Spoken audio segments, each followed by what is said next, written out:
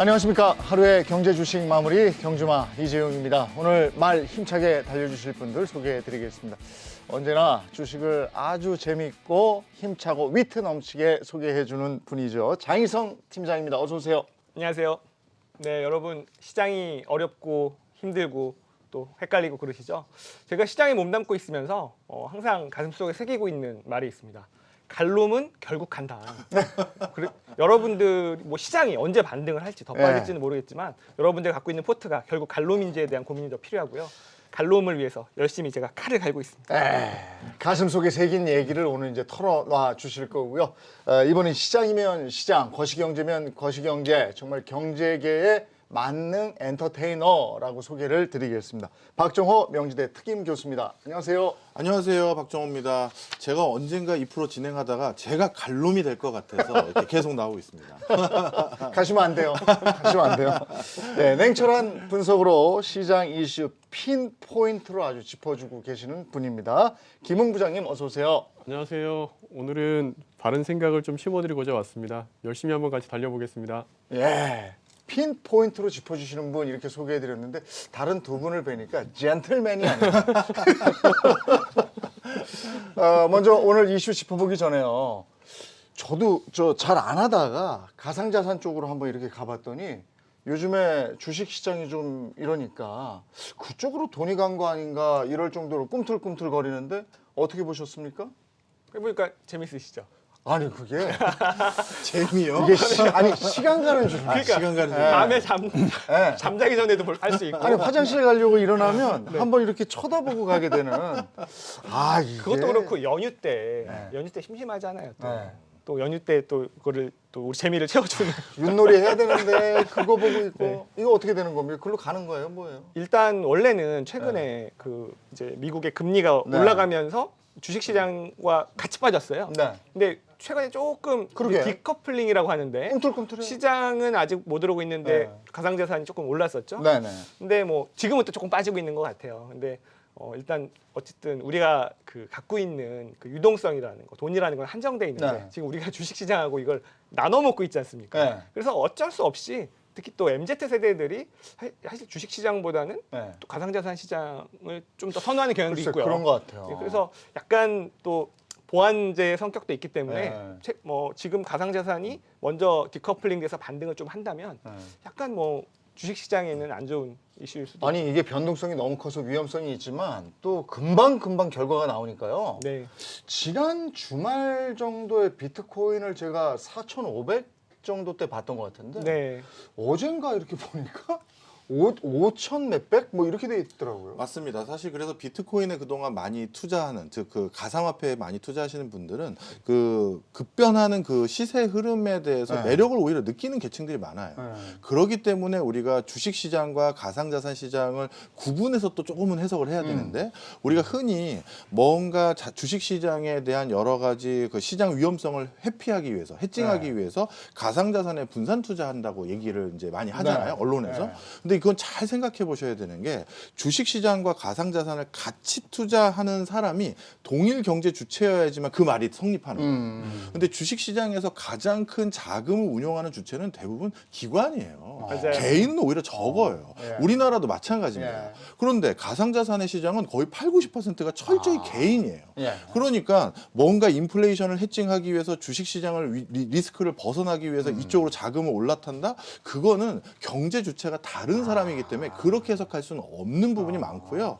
그런데 작년, 재작년 아주 우연치 않게 이상하게 주식시장에 빠지면 우리 예를 들어서 가상자산 시장이 올라가고 이런 일들이 좀 있었다가 저희 학계에서는 이번 초창기에 주식시장과 가상자산 시장이 같이 빠졌잖아요. 네. 아마 이번 걸 통해서 이게 약간 달리 움직이다라는 이런 오해를 약간 좀 이제 벗어나지 않겠느냐 이렇게 저희는 해석하는 분들도 많습니다. 어쨌든 참여 주체가 다르다는 건 확실히 맞는 것 같고요. 김웅 부장님은 가상자산 쪽은 안 하시죠? 예, 따로 하지는 않습니다. 근데 대신에 교수님 말씀해 주신 것처럼 이게 디커플링 되다가 작년 상반기까지만 해도 하다가 이후에 금리 올라가는 국면에서는 같이 움직였어요. 네. 같이 움직이 올라갈 때도 같이 움직였었고 내려갈 때도 최근에 같이 급격하게 빠져줬는데 최근에 일어나는 그 움직임이 먼저 있다라는 거는 그 거래하는 주체가 좀 더 변동성을 감내하고 좀 더 빠르게 트레이딩을 하는 주체들이 참여하고 있기 때문에 네. 지금 개인이라고 말씀하셨는데 저는 정확히 동의를 하고요.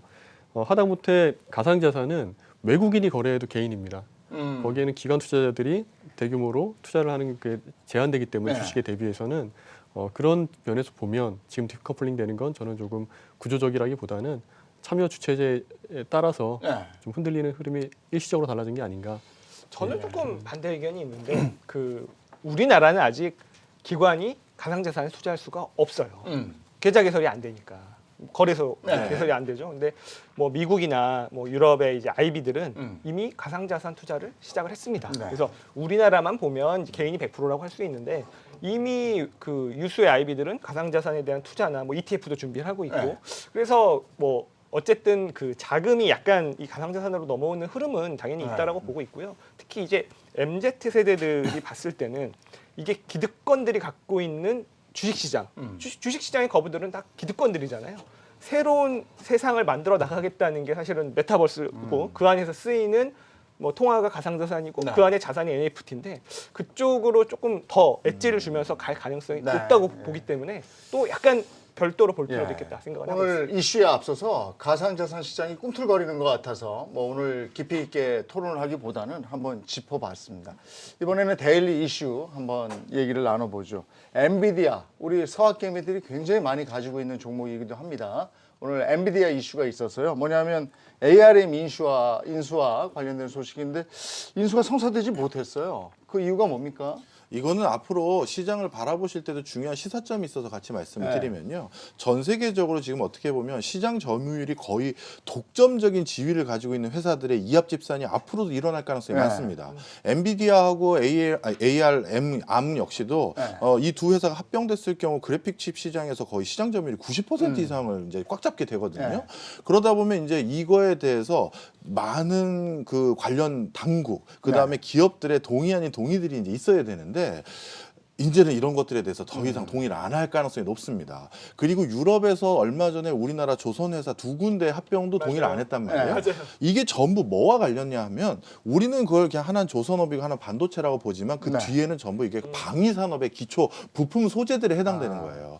잠수함, 구축함 만들 수 있는 전 세계 1, 2등 회사가 합친다. 그리고 반도체 중요한 부품 또 설계를 네. 할 수 있는 회사들이 합친다. 이런 것들은 앞으로 방위산업과 관련된 부분에서 어떤 기업과 어떤 국가가 독점적인 지위를 누리는 걸 막기 위해서 앞으로도 시장에 이런 이슈가 있었을 때는 조금 더 부정적이고 보수적인 전망치를 가지고 계시면서 투자하는 걸 저는 권해드리고 싶습니다. 네, 세계 반도체 빅딜 이렇게 이름이 붙여졌었는데 이게 성사되지 못했습니다. 그렇다면 반사이익을 보는 것도 있을 거 아닙니까? 어떤 게 있을까요? 당연히 있을 수 네. 있고요. 일단은 이 암이라고 하는 회사가 네. 어떤 회사인지를 잠깐 말씀을 드리면 이게 반도체를 설계하는데 네.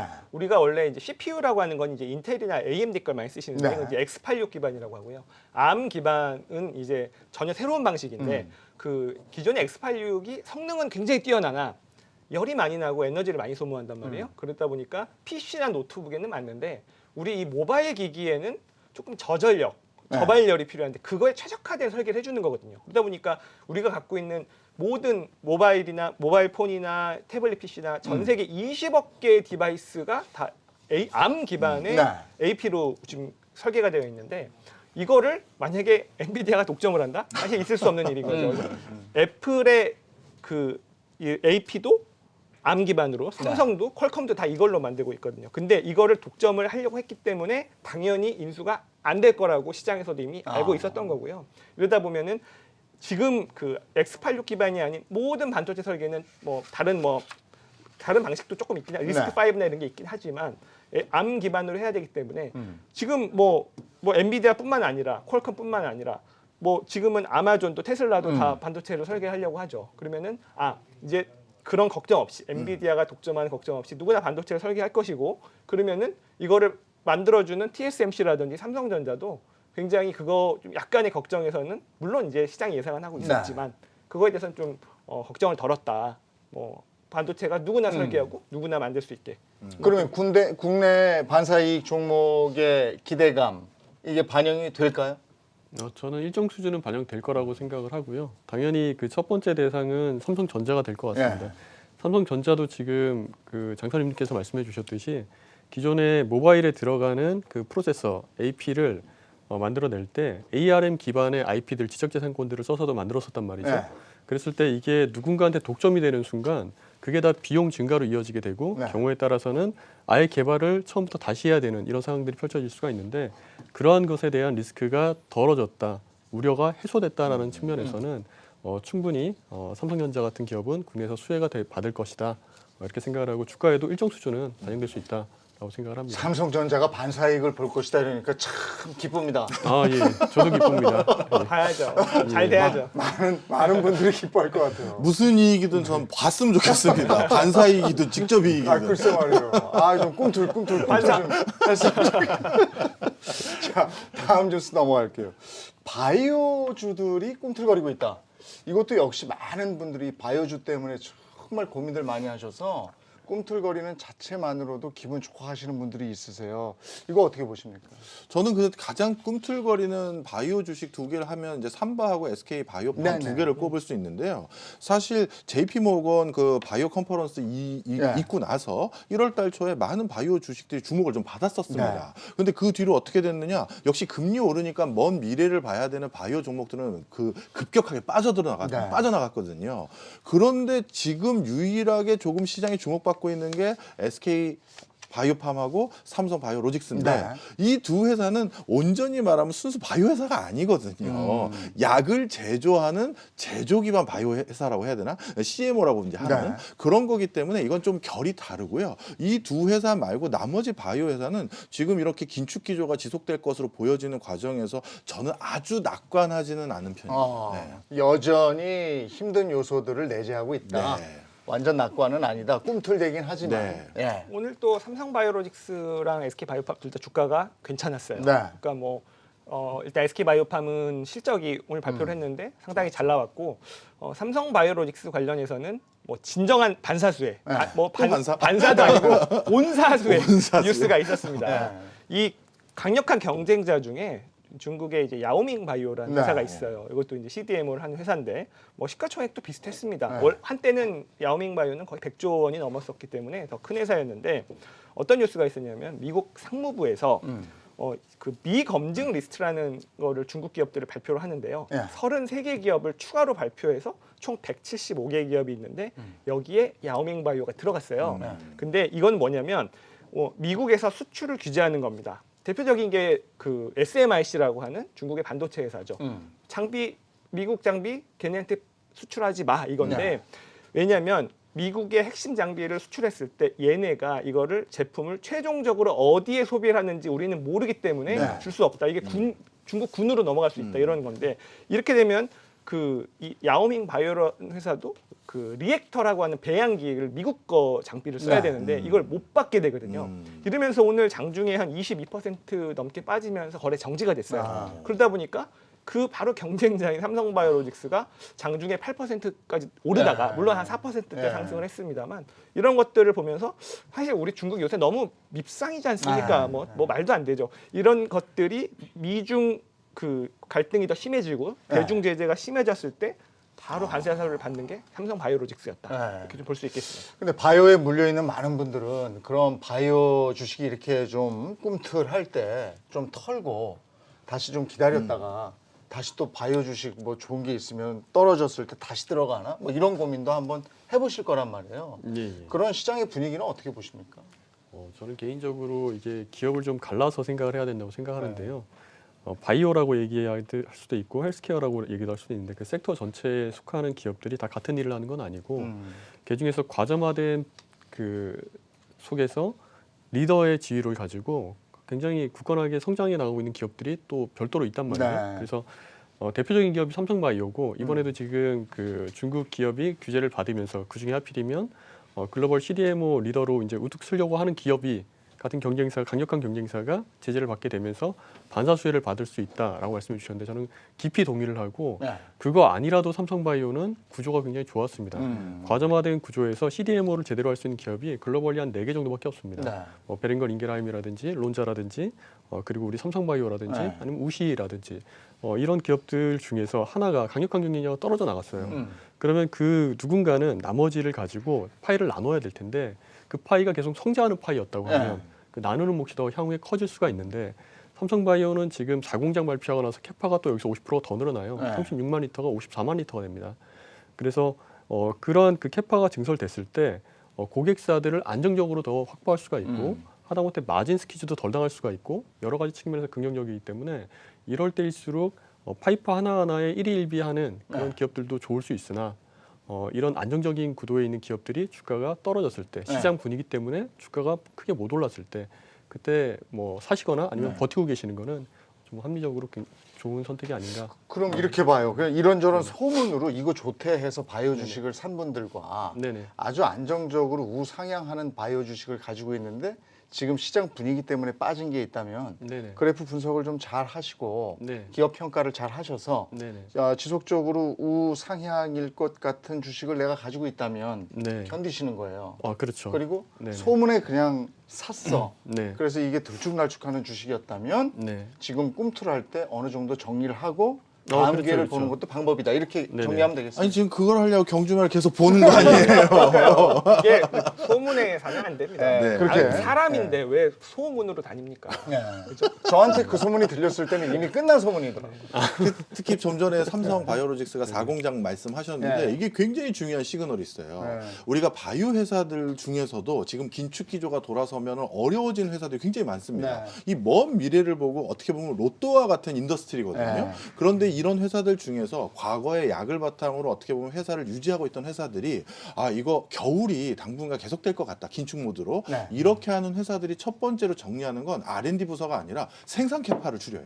네. 그러니까 생산 캐파를 이런 회사들이 줄이게 되면 당연히 그 생산할 때 다시 어디다 의뢰를 하게 된다? 삼바와 같은 CDMO 같은 회사에게 다시 오게 돼 있거든요. 네, 그러니까 이 CDMO라는 이 인더스트리는 긴축 때 제조와 생산을 직접 하던 회사들 중에서 네. 생산 캐파를 줄인 애들까지의 추가적인 수혜를 받을 수가 있기 때문에 앞으로 저는 이렇게 소문 뭐 이런 거 보지 마시고 약간 이런 추세선에 있는 네. 것들은 관심을 주셔야 된다. 이렇게 아니 근데 말씀드려요. 우리가 경주마에서 네. 몇 가지 섹터에 있는 종목을 얘기했잖아요. 근데 제 친구가 전화를 하더니 다음날 바로 샀다고 그러더라고요. 어허. 그러니까 우리가 그런 영향을 또 미칠 수 돈 있으니까. 버셨다는 소리 들으신 거죠? 아니 그래서 이게 삼성바이오를 지금 얘기하면 내일 당장 어제 경주마에서 그랬어. 그리고 확 사는 분들이 계실까봐 네. 지금 시기적으로는 어떤가 이거예요.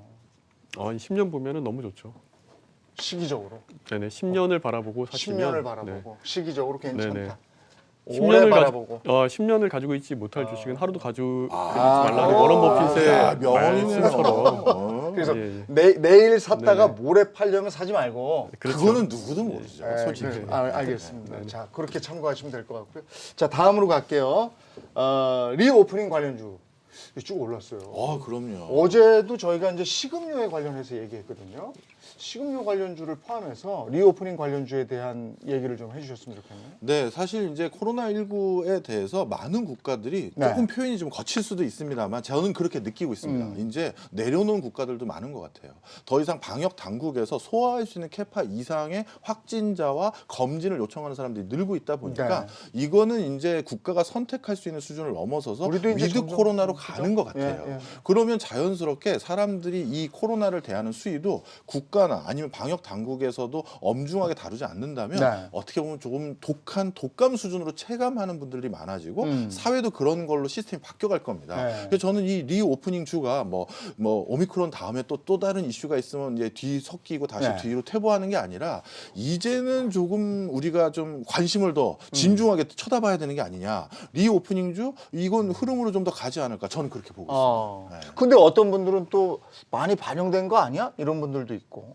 주가를 봐야 되는데요. 네. 일단 뭐 국내 여행주나 항공주는 그러니까 저는 항상 리오프닝은 이렇게 기준점이 코로나가 발발하기 전인 19년 말과 네. 주가를 보자인데 사실 그것보다 많이 오른 그 기업들이 많아요. 뭐 당연히 주가 지수가 올랐으니까 네. 그렇겠죠. 네. 저는 지금 글로벌하게 19년 말보다 아직까지 안 올라 있는 거의 유일한 리오프닝 섹터는 미국의 항공주다라고 아, 생각을 하고 있습니다. 그래요? 네, 이게 어쨌든 그 음식료도 리오프닝일 수 있는데 사실 우리가 얼마나 더 먹고 마시려고 네. 얼마나 그죠?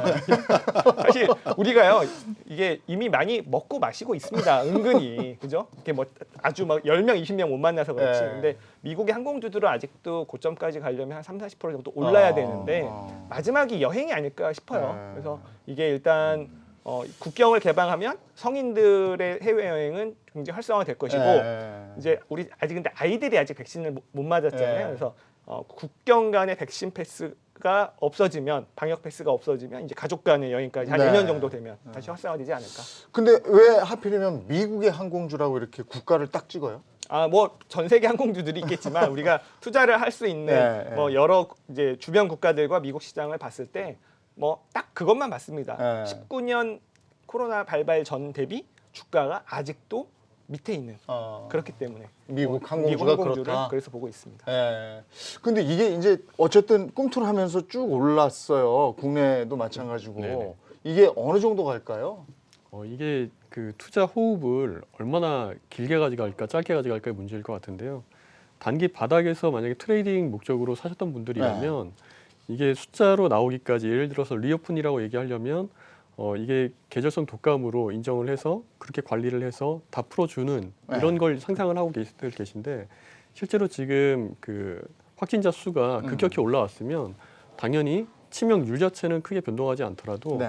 거기서 위중증자나 사망자 수는 늘어날 수밖에 없어요. 후행적으로. 그러면 그에 따른 정부의 대책이 또 따라야 될 테고 그렇게 보면 우리가 기대하는 완벽한 리오프닝은 시기적으로 바로 눈앞에 펼쳐지기보다는 조금 더 시간을 가지고 확인해 가면서 실행이 될 가능성이 높다고 생각을 하고 그렇게 보면 기업의 매출과 이익으로 연결되는 시간까지는 아직은 시간이 더 걸릴 수가 있으니 단기 관점에서 선반영하는 투자 심리는 앞으로 일주일 보름 더 갈 수 있겠죠. 그런 그 틈은 모멘텀과 추세를 활용을 해서 잘 트레이딩을 하시고 펀더멘털리 접근한다라고 하면 긴 호흡에서 이건 언젠가는 끝날 이슈니까 그리고 예를 들어서 면세는 뭐 마이너스 한 90% 2019년 대비해서 2020년도 2021년에도 2020년 대비로도 50% 넘게 꺾인 게 여행주였어요. 그러니까 지금 저희 장선님께서 말씀해 주셨던 것처럼 항공이든 여행이든 아니면 뭐 면세든 이런 관련돼 있는 피해를 직격으로 받았던 기업들 중에서 그런 섹터들 중에서 과점화되고 살아있는 리더 기업들은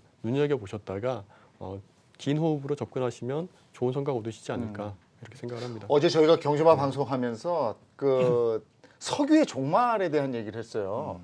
그러면 이제 석유값도 빵 하고 올랐다가 이제 대체 에너지로 가지 않겠냐 뭐 이런 분석도 나왔었는데 네, 오미크론이 굉장히 이 전파 속도가 빠르잖아요. 그렇죠. 그러면서 코로나도 한번 빵 하면서 이것도 종말을 구하지 않을까 이런 어떻게 보면 기대감인데 네, 그런 것도 있지 않겠습니까? 충분히 가능합니다. 그렇죠? 예. 그때는 이제 이런 것들이 장기적으로 괜찮게 가겠죠. 그렇죠. 이미 네네. 데이터로도 네. 그 우리나라 이제 방대본에서 네. 데이터를 준 게 있는데 오미크론의 이제 위중증률이 한 0.42%다. 그리고 치명률이 한 0.15%다라고 하면서 델타의 5분의 1 수준으로 떨어졌다고 해요. 근데 독감의 치명률이 한 0.04에서 0.08% 정도거든요. 그러니까 독감보다 아직 오미크론이 한 2배에서 3배 정도 높은 건데 이게 만약에 조금 더 떨어질 수 있다면 이게 사실 독감하고 비교할 때 약간 또 어드밴티지가 있는 게 백신을 많이 맞았잖아요. 그래서 백신을 조금 더 그 접종률이 늘어나서 이게 조금 더 떨어지면 그때는 정말 독감 취급을 할 수도 있지 않을까. 네. 이미 유럽의 많은 국가들은 지금 방역 그렇게 하고 패스를 있죠. 없애고 있고 네. 마스크 규제를 없애고 있기 때문에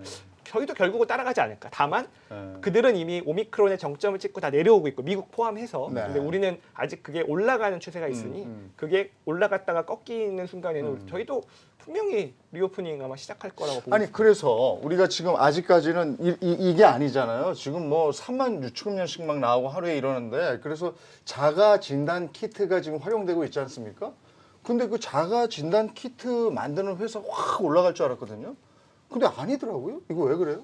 이게 이제 좀 이제 이렇게 보시면 될 것 같은데요. 자가 진단 만드는 키트 회사는 뭐 이 회사뿐만 아니라 모든 주식이 다 마찬가지지만 주가는 결국 미래를 보고 투자를 하는데 자가 진단하는 시장은 이렇게 위드 코로나로 바뀌면 이렇게 보시면 되겠죠. 우리 독감하고 같이 살고 있지만 독감을 내가 걸렸는지 자가 진단하진 않거든요.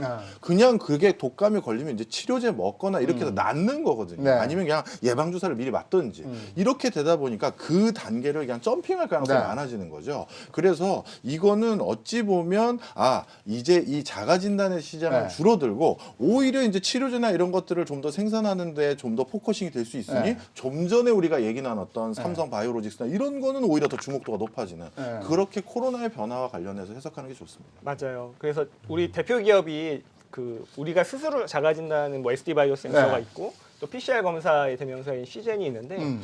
지금 올해 그 예상 매출 기준으로 PER이 둘 다 한 7배 정도밖에 안 돼요. 네. 근데 글로벌 기업들이 한 20배 정도 받는데요. 그러면은 사실은 이게 내년도에 한 반토막 나지 않겠느냐. 이 그 매출과 영업이익이. 그러면은 그래도 한 14배면 싸지 않느냐 하지만 주식시장은 우상향하는 모멘텀을 원하고 있기 때문에 그렇죠. 이렇게 저평가를 받고 있어서 갖고 계신 분들 혹시라도 저평가는 맞다. 하지만 모멘텀은 좀 약하다. 그리고 또 우리나라의 이슈로 한번 상한가 SD바이오스에서 네. 치기도 했는데 여러분 꼭 아셔야 될 거는 시젠 같은 경우에 국내 매출이 한 10% 뭐 초중반 정도고요. SD바이오센스는 국내 매출 비중이 한 5% 정도밖에 예. 안 됩니다. 다 수출로 먹고 사는 거죠. 아니 저희 이게 자가 진단 키트 만드는 회사 중에 제가 가지고 있는 게 마이너스 30짜리가 있어가지고요.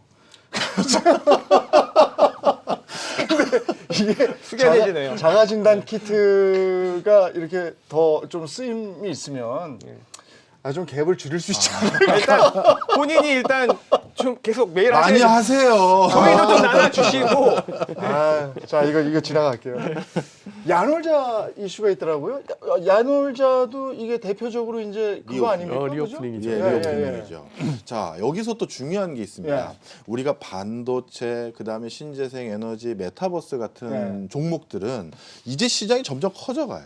그러다 보니까 내가 다소 지금 실력이 없더라도 뭔가 관심을 받으면서 계속 뻗어나갈 수 있는 네. 시장이 커지는 시장인데 네. 리오프닝이랑과 관련된 회사들은 어떻게 되냐면 네. 원래 코로나 전에 정해져 있던 시장을 회복해 가는 거거든요. 그런데 이 코로나로 인해서 저도 어떻게 될지 속단은 못합니다만 문화와 생활 패턴이 많이 바뀌었어요. 대표적으로 이제 출장 우리가 이제 비행기를 탈 때 국내선 같은 경우는 출장의 비중이 50%가 넘어요. 네. 관광이 아니라. 예. 그런데 이제 많은 기업들이 굳이 가서 얼굴 보는 게 이제 중요한 게 아니라 줌으로도 충분히 돼. 이게 아예 익숙해져 버렸어요. 네. 그러면 옛날만큼의 그 시장 규모로 안 돌아오는 시장이 요식업일 수도 있고 숙박일 수도 있고 비행기일 수도 있거든요. 네. 그래서 이거는 과거보다 더 시장이 커지는 시장이 아니라 리오프닝 시장은 과거로 얼마만큼 돌아갈 수 있느냐인데 네. 그때 그거에 못 미치면 업계에서 혁신성이 없거나 구태의연한 경영 방식을 하던 회사들은 어쩔 수 없이 이번에 이제 위드 코로나 바뀌면서 신용등급 제대로 평가하고 채권 연장 안 해줄 때 아마 도산하거나 어려운 일을 당할 거예요. 네. 그런데 야놀자는 이 과정에서 플랫폼 형태로 숙박의 새로운 대안을 제시한 네. 거기 때문에 아마 리오프닝 주라고 해도 우리는 똑같이 보면 안 되고 여기서 옥석을 확실히 갈려야 된다. 이렇게 네. 말씀드립니다. 나스닥 상장 얘기는 어떻게 되는 거예요? 나스닥 가야죠. 네. 국내에서 이제 야놀자 평가할 때 4.5조까지 이제 얘기를 했었는데 네. 이게 이제 손정희 회장의 비전 펀드가 10조 밸류로 2조를 작년에 투자했단 네, 말이죠. 네. 그리고 나서 얘기했던 게 나스닥을 가게 되면 국내보다 10배 이상의 밸류를 평가받을 네. 수 있다. 쿠팡 걸 봐도. 쿠팡을 봐도 그랬어요. 네. 쿠팡은 100조를 갔다 왔죠. 네. 예, 그렇기 때문에 국내 10조 평가받던 쿠팡도 나스닥을 갔더니 100조까지 갔다 왔는데 네. 야놀자도 지금 글로벌 2위 호텔 자산관리 시스템을 운영하고 있는 회사예요. 오라클 네. 다음으로 시장 점유율이 높고 단순하게 숙박 요식에 관련돼 있는 그런 여행 서비스를 제공하는 기업에서 네.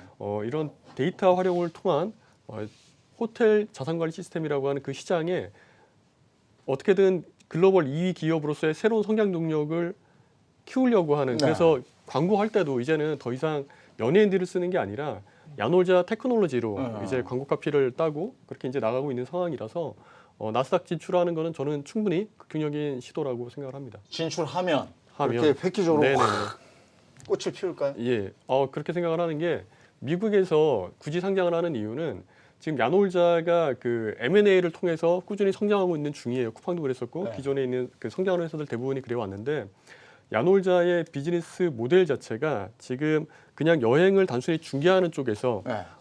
그런 호텔과 전체 여행 토탈 솔루션을 다 함께 제공을 하는 서비스까지 다 제공을 하는 이런 업체로 이제 발돋움하려고 하면 이게 글로벌 기업으로서 이제 가겠다는 거거든요. 네. 그렇기 때문에 그 과정에서 나스닥 상장을 통해서 얻어야 되는 거는 브랜드 가치와 인지도 그리고 그 다음에 그렇기 때문에 지금 얘기하고 있는 게 다음 인수 합병 대상 기업은 미국에 있는 데이터 관리 기업일 것이다라고 얘기가 나오는 게 저는 다 맥락이 이어져 있다라고 이렇게 생각을 합니다.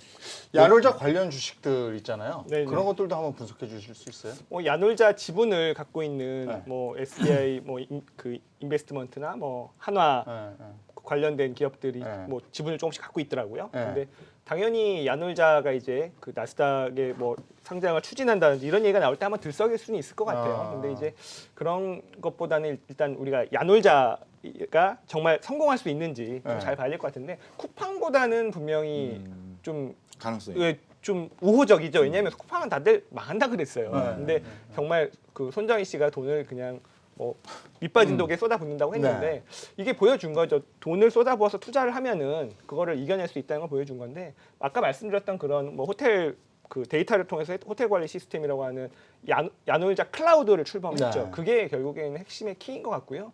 그 2조 원을 투자 받으면서도 한 1조 원은 기존의 벤처 투자자분들의 그 지분을 그냥 가져간 거고 1조 원은 신주 발행을 해서 현금이 들어왔기 때문에 네. 그걸 어떻게 쓰느냐가 되게 중요한 것 같고 저는 무엇보다도 야놀자는 이름이 참 마음에 들어요. 왜냐면 야놀자 뭐 이용하세요? 나온다, 뭐 나온다. 이용하세요? 야놀자, 야놀자. 이게 형님들한테 반말을 그냥 대놓고 반말하는 거지. 회사 이름 은근슬쩍 말하면서 야 놀자 이런단 말이죠. 근데 야놀자에 대해서 저도 두 분의 의견에 네. 동의해요. 야놀자라는 기업 자체는 지금의 행보가 최선책입니다. 네. 근데 이걸 좀 관점을 달리해서 우리나라 증시를 사랑하는 우리 한경 TV를 네. 시청하시는 분들 관점에서 좀 설명을 드리면 우리나라의 차세대 주자라고 할 수 있는 사람들이 나스닥을 선택하는 게 과연 우리 증시에 옳은 거냐 이건 생각을 해봐야 된다는 거예요. 우리 증시는 말 그대로 우리나라 사람들이 가장 관심을 가지고 있고 우리나라 사람들마저도 네. 관심을 안 두면 여기는 더 이상 황폐한 시장이 돼버려요. 그러면 우리나라에서 활동한 유망 기업들이 여기에 상장하고 네. 그래야지만 우리도 또 좋은 투자처가 있으니까 또 여기에 투자를 할 수 있게 되거든요. 네. 근데 우리나라의 유망 기업들이 전부 나스닥을 선택해 버린다? 네. 그럼 여기에 뭐가 남겠습니까? 네. 그래서 기업 차원에서는 최선의 선택일 수 있지만 우리 증시를 바라보는 개인들이 무조건 나스닥을 선택하는 기업들에게 찬사를 보내는 거에 대해서는 네. 우리 한번 생각을 해봐야 되는 게 하나 있고요. 그다음 또 한 가지 말씀드리면 야놀자 같이 이렇게 나스닥을 선택한 기업 만약에요. 우리나라 삼성전자가 네. 똑같은 논리로 나스닥을 선택했다? 그렇지. 그러면 어떻게 됐겠어요? 네. 그러니까 국가 차원에서는 또 그런 점도 있다라는 걸 기억했으면 좋겠습니다. 그러니까 그걸 또 이제 물어서 얘기를 하면요. 우리 분위기를 네. 거기까지는 아니더라도 네. 어느 정도 정상적으로 만들어줘야 됩니다. 그렇죠. 중요한 얘기 하시네요. 야 놀게 만들어줘야지. 맞습니다. 제대로 놀게 맞아요. 판을 깔아줘야죠. 자꾸 우리가 그러니까. 지난해부터 문제가 불거졌던 여러 가지 씁쓸한 얘기들이 것들이 많았죠. 있잖아요. 네. 그러니까 지금 우리가 이제 얘기했던 뭐 이런 증시에 악재로 작용했던 것들 그거 한번 풀어보자고요. 지금 얘기가 나온 김에. 그러니까 여러 가지 매크로 변수들이 있잖아요. 요거 하나씩 얘기하면서 지금이 주식시장에 다시 재진입할 때인가 아니면 그냥 이렇게 견딜 때인가 아니면 빠졌다가 다시 들어갈 이게 제일 궁금한 거거든요. 그러면 지금 매크로 변수들에 대한 얘기를 하면서 시기를 한번 알려주셨으면 좋겠어요.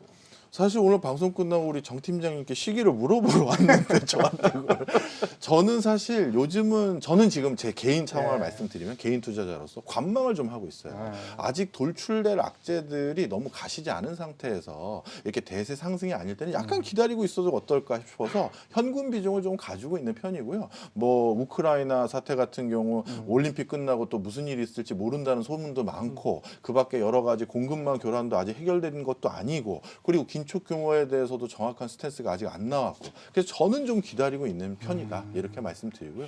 두 분께 오늘 듣고 늘지 말지 결정하겠습니다. 이 변수가 만만치 않기 때문에 예. 지금은 아직까지 섣불리 들어갈 타임은 아니라고 본다. 네, 전 그렇게. 예. 저는 시기 뭐 질문하셨는데 시기한테 물어봐야죠. 뭐 영시기, 경시기 우리 친구들 죄송합니다. 그래서 그 시기 저는 일단 3월 안에는 3월 안. 진입 시점이 나오지 않겠나 보고 있는데요. 일단 시장이 가장 두려워하고 있는 게 뭐죠? 과도한 긴축 네. 우려죠. 그렇죠. 네. 그거의 근간에는 또 굉장히 높은 인플레가 있는데 그게 조금 이제 완화되는 거를 좀 보자라는 건데 일단 3월이면은 우리가 이제 금리 인상 미국의 페드에서 첫 번째로 금리 인상이 예고돼 있는 거죠. 그래서 또 원래 또 이게 맞기로 한 매를 맞으면은 또 그때부터는 시장이 또 올라가는 경우가 있었고 지금 아마 내일 이제 밤이 될 건데 네. 미국의 소비자 물가 발표가 되는데 뭐 7.2, 7.3이 예상이 되고 있습니다만 이게 이제 공급망 완화가 아마 이제 봄으로 좀 넘어가면서 완화된다라는 이제 여러 가지 시그널들이 좀 있고요. 그러면서 또 지난주 금요일 날 미국의 고용 지표를 보면 미국인들이 고용 시장으로 다시 좀 돌아오고 있는 네. 여러 가지 지표들이 네. 확인됐습니다. 그렇게 되면 약간 실질적으로 금리는 올렸는데 그러면서 물가가 좀 잡히는 모습이 보이고 그러다 보면 우리가 지금 상정하고 있는 올해 6번 많으면 7번의 금리 인상 그리고 빠른 양적 긴축에 대한 우려가 조금 완화되는 시그널이 아마 3월 정도에는 볼 수 있지 않을까 싶습니다. 3월은 우리나라 굉장히 중요하죠. 3월 9일에 대선 있고 맞습니다. 10일 날도 뭐 선물 뭐 만기 뭐 이런 거 뭐 있잖아요. 동시만기일이 있고요. 네, 또 네. 3월이 되면 또 지금 우리 시장에 있는 가장 네. 우려를 하고 있는 그 LG 에너지 솔루션의 각종 지수와 ETF 네. 편입이 마무리가 되거든요. 네. 그렇게 되면 뭐 여러 가지로 3월이 되면 좀 얽혔던 실타래가 네. 풀릴 수 있는 시기가 아닌가라고 보고 있습니다. 지금 말씀은 그럼 그때까지 좀 보자. 뭐 분할로 계속적으로 현금 비중이 많은 네, 분들은 네. 들어가도 된다고 보고 있고 꽉 찬 분들은 여기서 굳이 비울 필요는 없다라고 저는 보는 거죠. 있는 것을 그냥 섣불리 팔지는 말고. 그렇죠. 여기서 더 바닥을 잡기는 쉽지 네. 않을 수 있다. 예. 라고 어떻게 보고 보십니까? 이미 선반영이라는 얘기들을 많이 하고 있는데 네. 저도 동의를 하고요. 여기서 이제 더 비운다는 얘기는 기존에 있는 손실을 감내하고 더 내려갈 룸이 그만큼 있다라고 판단을 네. 했을 때 그렇게 해야 되는데 하락 자체는 굉장히 과격하고 짧은 시간 내에 급격히 이루어지기 때문에 네. 그걸 미리 알고 대응하는 건 매우 어려운데 변수들 자체가 지금 저희가 주목하고 있는 변수는 한 2개 정도인 것 같아요. 네. FOMC를 통해서 나타나야 될 금리 인상의 조정폭 그리고 이제 두 번째는 우크라이나로 발 이제 인플레이션에 대한 네. 우려 이것인데 우크라이나에 대한 얘기를 좀 이제 페드에 대한 얘기는 많이 해주신 것 같고요. 예. 우크라이나에 대한 얘기를 좀 하면은 저는 개인적으로 이게 국지적 가능성이 좀 고조되고 있는 국면이 아닌가라고 네. 하는 전문가들의 의견에 일부 전문가들의 의견에 좀 동의를 하고 있고 그랬을 때 그게 추가적으로 선반영되면 얼마나 들어갈까? 이게 제가 이제 지난 방송 때 이게 최악이 겹치면 당연히 그 시장 충격으로 올 수밖에 없고 네. 그때는 답이 없을 수 있다라고 말씀드렸는데 그게 무책임하게 그렇게 말씀드린 게 아니라 그 확률 자체가 네. 만약에 희박하다고 하면 그 확률은 그 아무리 낮은 확률이라도 이게 내 자산이 제로가 될 거면 피해야죠. 예. 그러나 그 확률이 희박하고 충격 자체도 그렇게 클 것 같지 않다라고 하면 전면전이 아닌 국지전에서 그친다라고 한다면 그 시장 충격 자체가 많이 와봐야 20%예요. 근데 저희 이미 빠진 게 10%가 넘기 때문에 네. 여기서 추가 충격이 온다고 하는 그 자체에도 그게 크게 공감은 되지 않고 예. 그리고 이제 원자재 가격이 천연가스도 그렇고 식료도 그렇고 특히 석유가 원유 같은 가격이 올라갈 때 이제 전쟁 발발하게 되면 원유 소비를 많이 하게 됩니다. 예.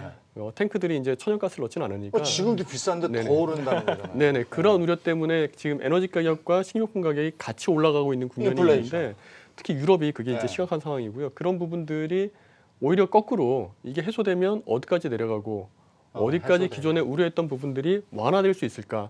우리는 지금 다 인플레이션에 대한 우려를 심각하게 하고 있는데 네. 구조적으로 금리가 올라가는 구조 이거는 저 동의합니다. 미국에서 이제 임금이 구조적으로 올라갈 수밖에 없고 소비 성향도 올라갈 수밖에 없고 당분간은 물가 상승했던 부분이 이제 후행적으로 계속 어디안가 원가로 또 반영돼야 되고 그게 다시 CPI로 녹아서 소비자 물가 상승으로 이어지는 구도가 당분간은 이어질 수 있겠지만 반드시 피크아웃하는 국면은 나올 네. 수밖에 없는데 그 피크아웃하기 위해서 올라가는 임계점 그 자체가 여기서 굉장히 슈팅을 할 거냐 예. 그거에는 저는 이제 3월 달이면 어느 정도 윤곽이 나올 텐데 적어도 그 3월 전까지 그게 아래쪽이든 위쪽으로든 네. 극단으로 나올 가능성은 현재 낮다고 본다. 아. 그렇기 때문에 지금 현재 포지션은 크게 비우거나 음. 저 천천히 채워가는 건 동의합니다. 예. 대신에 여기서 막 도망가야 된다거나 그런 생각은 전혀 하지 않고 아. 있습니다. 두 분이 이제 외국 말씀해 주셨으니까 저는 국내를 좀 네. 말씀드리면 국내는 3월 이후에 물가 지수의 움직임을 전 더 걱정을 하는 편이에요. 네. 왜 그런지 설명을 드리면 지금 그 간단히 우리 먹는 거 아까 우리 리오프닝 주도 네. 얘기했으니까요. 먹는 거에 기본적인 그 항상 들어가는 원자재 중에 설탕하고 식용유가 있어요. 근데 설탕 가격도 50% 이상 올랐고 식용유도 거의 50%보다 훨씬 높은 수치로 올랐어요. 그런데 그만큼 가장 식자재 가격의 가격 상승 어떤 움직임의 원동력이 되는 거에 금액은 다 올랐는데 실제 그럼 우리가 먹는 물건들의 아니면 식당의 가격이 올랐느냐 안 올랐거든요. 올랐어요, 아직. 그러니까 아직 이게 더 간다. 더 갈 수가 있어요. 더 간다. 그럼 지금 왜 안 올랐느냐? 네. 일단 원래 물가라는 건 오르는데 시차가 있는 것도 있고 네. 또 한 가지는 우리나라에서 물가의 상당 부분의 품목은 정부에서 관리하고 있거든요. 근데 3월 전에 선거인데 물가를 올린다고요? 아유 말도 안 되죠. 그래서 3월 이후에 숨통을 틔워주면서 지금 마진이 아니라 적자 장사하고 있어요라는 사람들에게 해가를 해주는 그 움직임은 네. 사실 3월 이후면 그럼 3월 이후에 우리나라 물가는 조금 더 저는 걱정을 오른다고 한다. 본다. 네. 예. 근데 이제 우리가 3월 9일 대선 지금 얘기가 나왔으니까 항상 보면 대선이 끝나고는 장이 좀 오르던데요. 이번에도 그런 기대감이 좀 있을까요? 저는 어떻게- 그렇게 봅니다. 아, 그렇게 봐요. 특히 이번 선거는 어떻게 보면 더 첨예한 경쟁 속에 있기 때문에 네. 그 어느 때보다도 지역의 대규모 SOC 사업에 대한 공약이 너무나도 많이 들어가 있어요. 맞아요. 예전에 어떤 사무관 캐비넷에 있는 거 다 꺼내서 드린 것 같은 느낌마저 들고 있어요.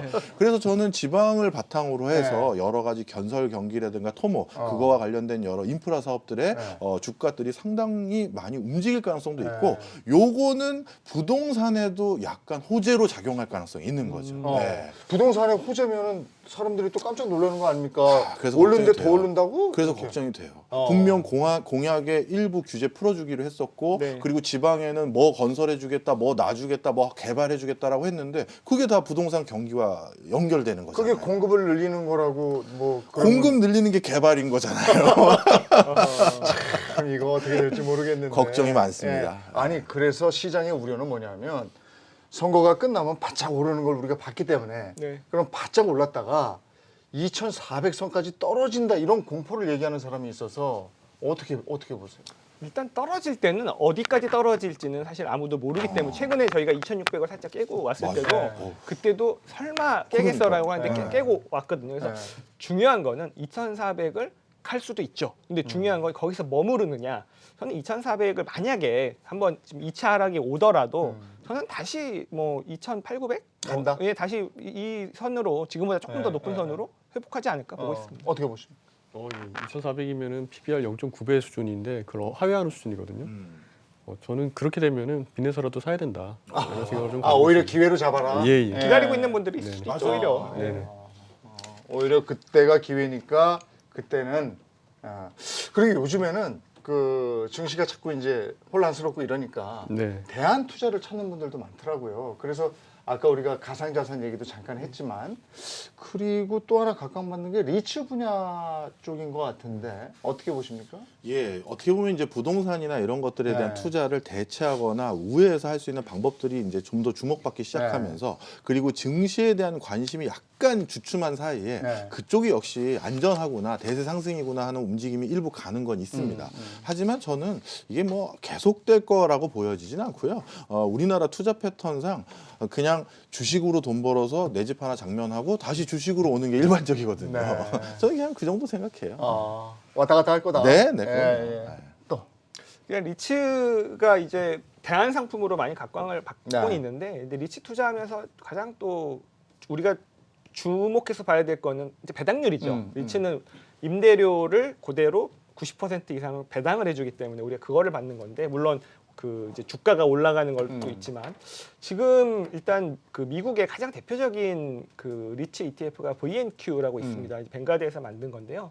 그게 최근에 조금 주가가 빠지긴 했는데 한 2.9% 정도의 배당률을 기록을 하고 있어요. 그러면은 그게 과연 좀 매력적이냐라고 보면 최근에 금리 인상을 봤을 때 약간 뭐 그 이제 이 배당률의 매력이 아주 썩 높지는 않다라고 개인적으로는 좀 판단을 하고 있습니다. 어떻게 보십니까? 일단 금리 올라가는 국면에서는 배당주 매력이 상대적으로 떨어지는 거는 맞고요.